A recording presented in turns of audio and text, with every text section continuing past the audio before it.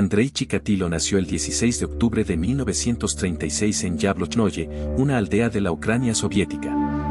Su madre, Ana, le repetía una historia traumática, que a su hermano mayor, Stepan, lo habían raptado para comérselo. No existen documentos de ese hermano, pero el relato marcó para siempre la mente de Andrei. En la escuela fue un niño humillado, con enuresis nocturna hasta los 12 años, miopía que ocultó y una timidez paralizante con las mujeres. En su adolescencia, una relación se destruyó por su impotencia sexual. A pesar de todo, construyó una fachada intelectual, obtuvo 3 títulos universitarios, se graduó de maestro en 1971 y formó una familia. El Estado veía un ciudadano ejemplar, pero detrás de esa máscara existía una atracción perturbadora hacia menores y una furia reprimida. Su patrón psicológico se define aquí, incapaz de conectar con el deseo de forma sana, lo convirtió en control y dominación. La pregunta no es solo quién era, sino cómo pudo ocultarlo tanto tiempo. La respuesta empieza el 22 de diciembre de 1978. El 22 de diciembre de 1978, Chikatilo abordó a Yelena Zakotnova, una niña de 9 años, y la llevó a una cabaña en las afueras. Allí intentó abusar sexualmente de ella, pero al no lograr una erección la apuñaló repetidamente y luego la estranguló hasta dejarla inconsciente antes de arrojarla al río Gruzevka. Su cuerpo fue hallado 2 días después bajo un puente, y numerosas pruebas relacionaban a Chikatilo con el crimen, pero no fue detenido. Durante los años siguientes, sus ataques se extendieron por la Rusia soviética, Ucrania y Uzbekistán. Chikatilo aprovechaba su apariencia de respetable maestro e ingeniero para ganar confianza. Viajaba constantemente por trabajo, lo que dispersaba los casos entre jurisdicciones distintas. La Unión Soviética negaba la existencia misma de asesinos en serie, considerándolos una aberración capitalista.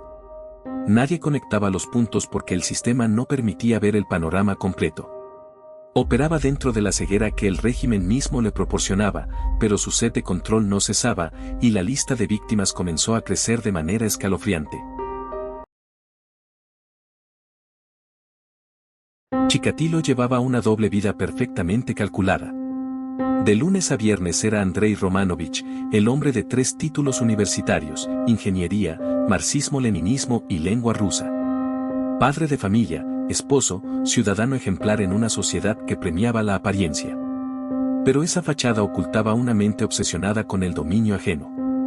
Desde 1971 había mostrado una atracción enfermiza hacia menores de 12 años, colándose en dormitorios para espiar. En 1974 ya había abusado sexualmente de alumnos y alumnas, perdiendo su empleo, pero el sistema no lo señaló como un depredador. Simplemente lo reubicó. Esta capacidad de alternar entre el respeto y la predación era su escudo psicológico. No actuaba como un marginado, actuaba como un lobo con piel de oveja. Las zonas aisladas, las cabañas y los bosques se convirtieron en su territorio mientras su familia creía en su inocencia. Cuanto más crecía su peligrosidad, más se aferraba a su imagen pública. Pero la presión de mantener ambos mundos siempre termina por agrietar la máscara. Entre 1978 y 1990, Chikatilo acabó con al menos 52 víctimas en la Rusia soviética, Ucrania y Uzbekistán. Con cada crimen reforzaba su fantasía de control, pero dejaba un rastro conductual inevitable. La policía soviética, atrapada en su negación ideológica, tardó años en admitir que un asesino en serie operaba en su territorio. Sin embargo, la acumulación de desapariciones en el Oblast de Rostov se volvía innegable. Chikatilo cometía el error psicológico clásico de los depredadores compulsivos, la confianza en su propia invisibilidad. Creía que su apariencia de intelectual y maestro lo protegía eternamente. Pero los investigadores comenzaron a trazar un perfil criminal. Notaron que el asesino no encajaba en los delincuentes comunes, era mayor, paciente, se movía entre repúblicas y elegía lugares aislados. Su patrón de acercamiento a menores vulnerables dibujaba un mapa mental. En una sociedad que negaba su existencia, el análisis psicológico se convirtió en su peor enemigo. Y entonces, en 1990, el destino lo puso frente a un oficial. En 1990, tras más de una década de terror, la red se cerró. Un control policial en el Oblast de Rostov detuvo a un hombre que encajaba en el perfil psicológico, mayor de lo esperado, intelectual, inquietantemente tranquilo. Era Andrei Chikatilo. Sin embargo, el contexto soviético jugó una última carta a su favor.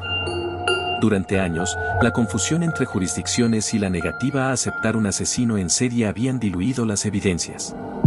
Chikatilo fue vigilado e interrogado brevemente, pero inicialmente no arrestado.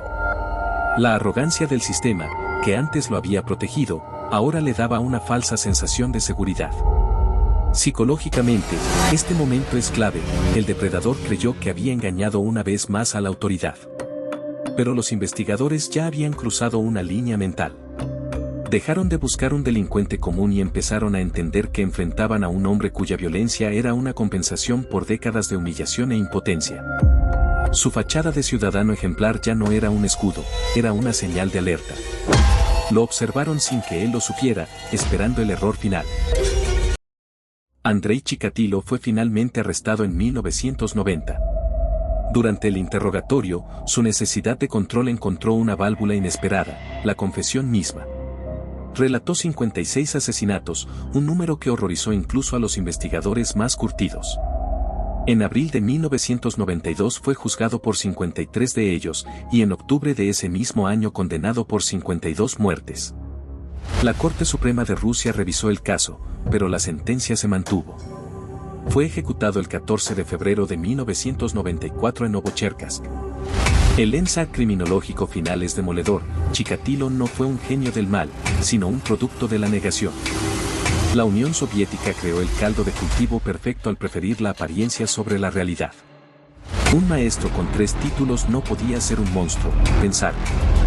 Y en esa ceguera, un hombre que aprendió desde niño a ocultar su verdad, su impotencia y su trauma, encontró el escenario perfecto para convertir su dolor reprimido en tragedia colectiva. El monstruo no nació, fue ignorado.